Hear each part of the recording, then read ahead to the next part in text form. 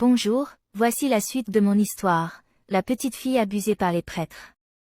À un moment donné, en même temps, il m'avait fixé intensément, il m'avait embrassé, c'était la première fois que je me faisais mettre les doigts et c'était la première fois que je me faisais embrasser. Cette scène démoniaque avait duré 20 minutes, il ne m'avait pas violée proprement dit. Quand il avait terminé avec les caresses et tout ça, il m'avait arrangé ma tenue, et il m'avait dit, que Dieu voudrait que cela reste entre lui et moi. J'avais hoché la tête pour dire oui. Il m'avait demandé de le jurer, j'avais juré. Il avait ouvert la porte, j'étais sortie. J'avais raté la réunion, mais personne ne s'en était rendu compte.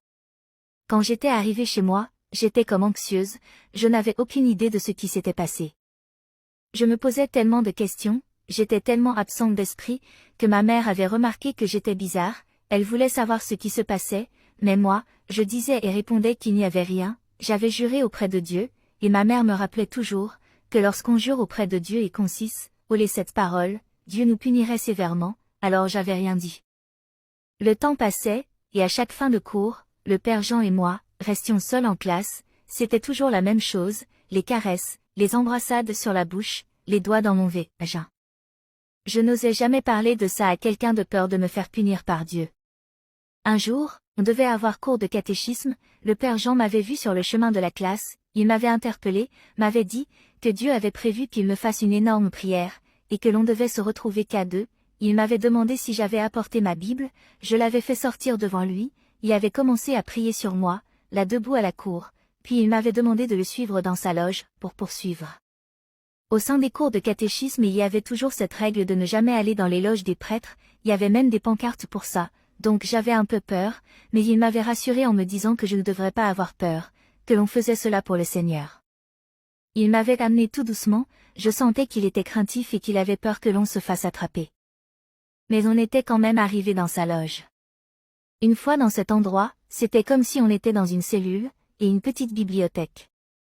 C'était restreint, très bien aménagé et propre. Il y avait des crucifix, des manuels bibliques de partout. J'avoue que j'avais pensé à l'exorcisme, mais c'était pas le cas. Il avait baissé ses rideaux. On s'était retrouvés dans le noir total, puis je ressentais ses mains, sur mon corps qui commençait à me rosser.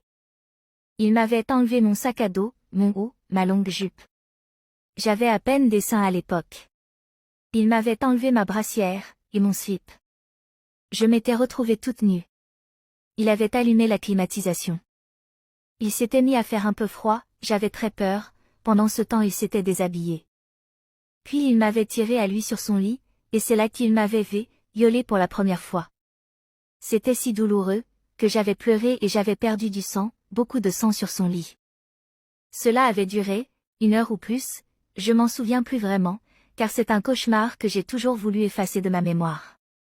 Après ça, j'étais tellement perturbée, totalement absente, il m'avait nettoyé lui-même, avec une serviette, j'étais en larmes. En même temps il me rassurait avec le nom de Dieu.